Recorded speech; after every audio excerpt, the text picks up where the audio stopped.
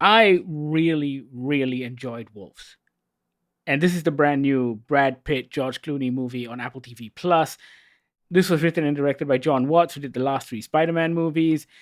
And the annoying thing about this film is it was supposed to have a global release in cinemas. And then Apple decided to do a limited release in America and pull the global release and put it straight onto Apple TV Plus.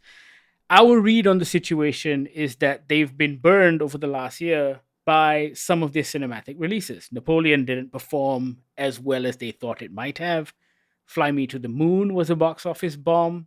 I think they've got F1 coming out next year, which they're feeling a little apprehensive about, but they've already spent quite a lot of money on that, so I think they're going to have a big screen release. But the annoying thing about Wolves is it's the kind of movie that I always say, they don't make movies like this for the cinema anymore. Yeah. And they really should. I was going to say the same with Apple TV Plus's previous feature drop, The Instigators.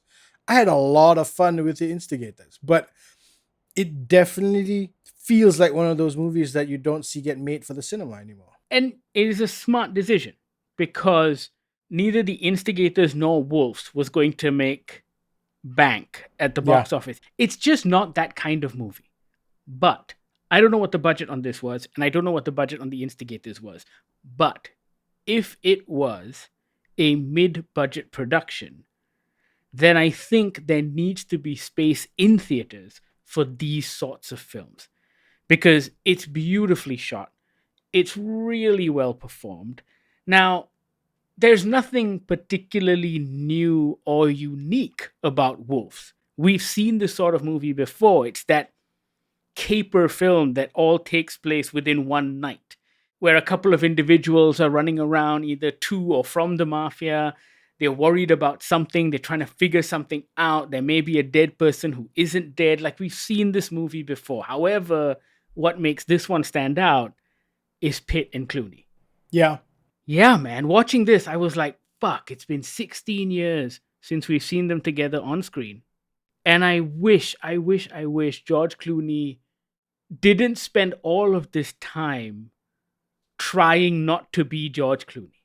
You know what I mean? Like, he was George Clooney. He was sexiest man alive. He was Danny Ocean. He was the fucking movie star of movie stars for a while, right? And then he spent the last decade running away from that sort of fame, growing out his beard, directing weird and odd films, and trying his best not to be a movie star. And I'm just like, man, embrace it. Because every time you're on screen, it is fucking magic. Yeah. And I say that because this isn't like the funniest of comedies or the smartest of capers, but Pitt and Clooney together make everything work in this script. And I can see why a studio exec will want to pull this from the cinema. Because it's got Pitt and Clooney, the kind of marketing push they would need to do would cost too much money for this movie to ever even hope of making any profit. And I get that, right? Like, a lot of these Apple TV movies unfortunately feel like movies from a bygone era. I'm not saying that in a bad way. I'm saying that in a nostalgic way, right? Look, Fly Me to the Moon.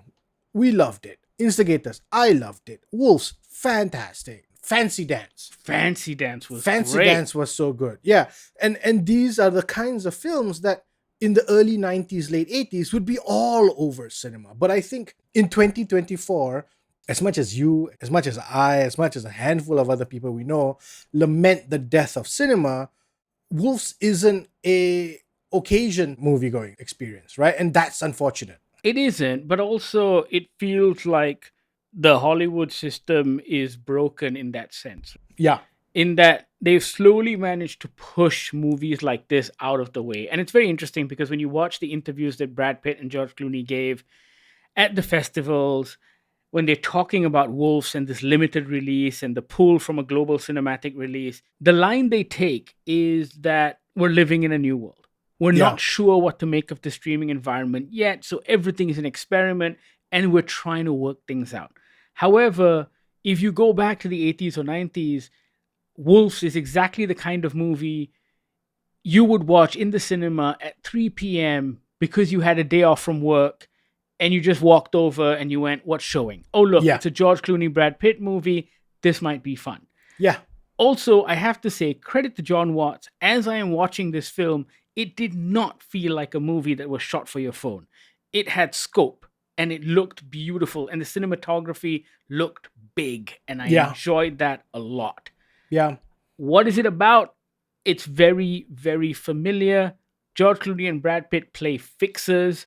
George Clooney gets a call from Amy Ryan. There is a dead body in her room. This young kid seems to have been jumping on the bed, fell off, hit the bar cart, and is left for dead. He may or may not have a lot of drugs in him and on him. George Clooney shows up. He's the guy you call when you want something to go away. As he's about to make this thing go away, Brad Pitt shows up because obviously this is a fancy new hotel where this happens, and the owner of the hotel's like, hey, I don't want any bad shit happening in my hotel, so I've called my own fixer. Hijinks ensue. That is pretty much what happens. The both of them are trying to figure out what to do with his body when suddenly, turns out, he's not dead after all. Yeah. It is a very funny movie. But it's funny because of the chemistry between these two individuals. It's aspiring towards the Coen brothers, but hell, even the Coen brothers are no longer the Coen brothers. And it doesn't quite reach the level of the Coen brothers. But there is something about what Jon Watts has done here. And what was the first thing you texted me? The first thing you texted me while watching Wolves was the first thing I thought about while I was watching it too. Yeah, it's crazy, right? Like the first thing I texted you, I was about maybe 15 minutes into this film, and I said to you, if Soderbergh ever doesn't feel like doing another Oceans film, Jon Watts should do it. Because the tempo, the pacing, the not ha-ha funny, but snicker to yourself humor that this movie has got is so reminiscent of an Oceans film. The banter between them and the cadence of their delivery is absolutely that. And look, I've seen the Oceans movies enough times to come to the conclusion that it's probably the two of them. The two of them together have just worked out a beautiful banter between each other that I think I could direct a beautiful sequence between Brad Pitt and George Clooney and it'll come out looking magical because I feel like these guys are great. However, I also think that Jon Watts gets out of their way really beautifully. He knows when to just be an observer, right? That sequence when the two of them are driving away in the car. Did you know there is a 4-hour cut of George Clooney and Brad Pitt driving on YouTube? Doing what? Just driving. Just that sequence. So it just loops beautifully. And it's such a great thing when they're both avoiding the phone calls. Again, it's just a really good, comfortable watch of these two guys in a car late at night. And I think that moment is not only emblematic of George Clooney and Brad Pitt, but also emblematic of Jon Watts, the director, getting out of the way. And you're absolutely right, because these are the kind of things that you cannot put into a script. Yes. There is something about the expert timing that George Clooney and Brad Pitt have with one another. Their wordless glances, their eye contact, even when they're in the hotel room at the beginning and there is a tension between them because they don't know if they can trust each other. One guy feels the other one is not doing enough work. All of this is happening, but very little is actually said. It feels completely natural and you're completely buying all of it. Yeah. And that's because of Clooney and Pitt. It's very difficult to talk about this movie without talking about Clooney and Pitt because they make this movie. With anyone else, the movie would just be adequate. It would be a Sunday afternoon Netflix watch. But with Clooney and Pitt in it, I think it elevates it to greatness because I was watching this and the whole time I had a smile on my face. Absolutely. I think that bit, even as they exit the hotel, Clooney storms off to go get his car and Brad Pitt just keeps repeating that I've got a fob. I've got a fob. And I just think that comes from the two of them knowing each other, having worked with each other before, and probably being pretty real good friends. You know, Jon Watts made Clown and then Cop Car before he went full on MCU, right? Yeah. And then after this, I think he's going Star Wars as well. And I have to say, this was such a refreshing movie to watch because it felt like Jon Watts got to do his own thing. Yeah.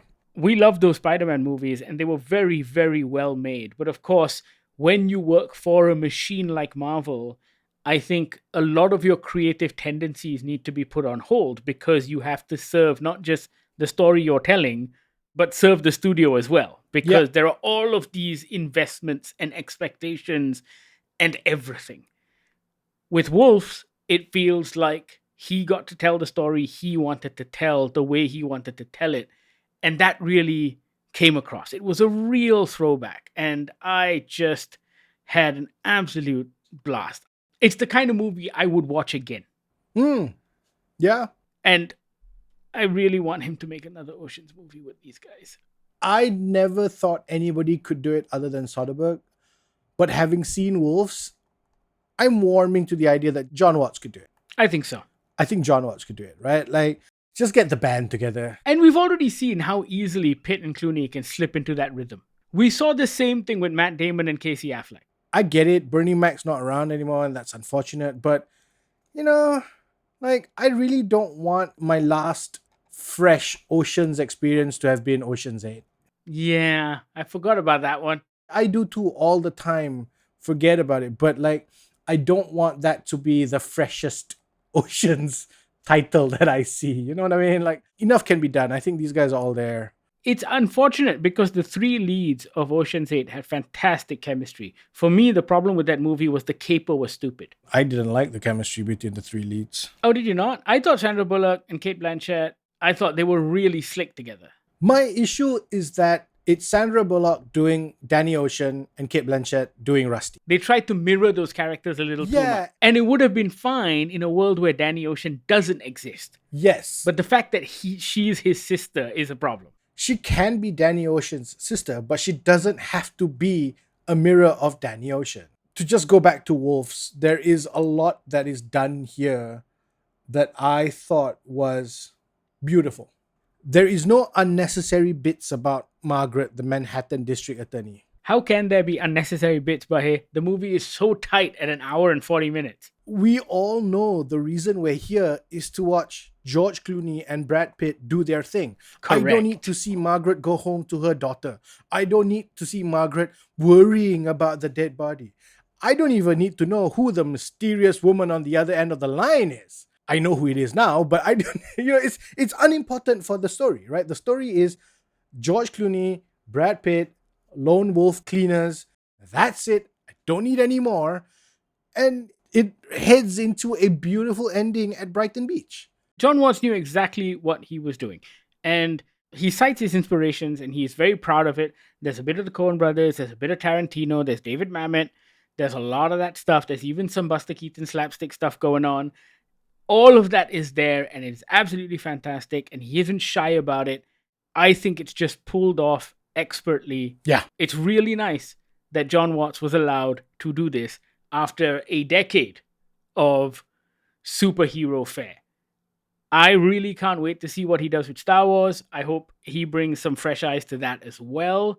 In the meantime, though, I know you don't get a chance to see Wolves on the big screen, but watch it on Apple TV+. I think you will have a lot of fun. It is such a tight film. And if you, like us, grew up in the 1980s, you love this sort of movie. If you have any respect for the craft of screenplay writing, I think Wolves is a perfect thing to refer to.